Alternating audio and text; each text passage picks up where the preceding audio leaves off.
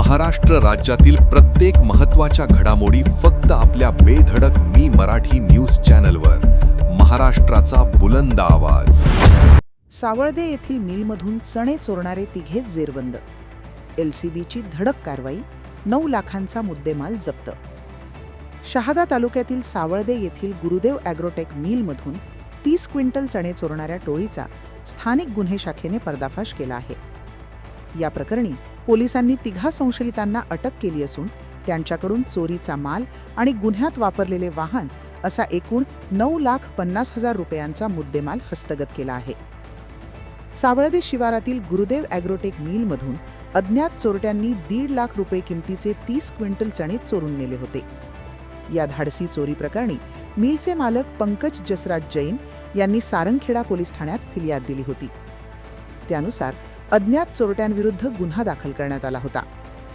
या चोरीचा समांतर तपास स्थानिक गुन्हे शाखेचे पथक करत असताना गोपनीय बातमीदारामार्फत पोलिसांना संशयितांची माहिती मिळाली.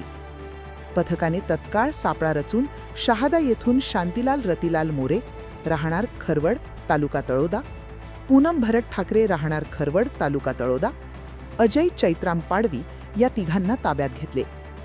पोलिसांनी त्यांची सखोल चौकशी केली असता त्यांनी या गुन्ह्याची कबुली दिली आहे. पोलिसांनी संशयितांकडून चोरीला गेलेले 1,50,000 रुपये किमतीचे 30 क्विंटल चणे आणि चोरीसाठी वापरलेली 8 लाख रुपये किमतीची 4 चाकी गाडी असा एकूण 9,50,000 रुपयांचा मुद्देमाल जप्त केला आहे.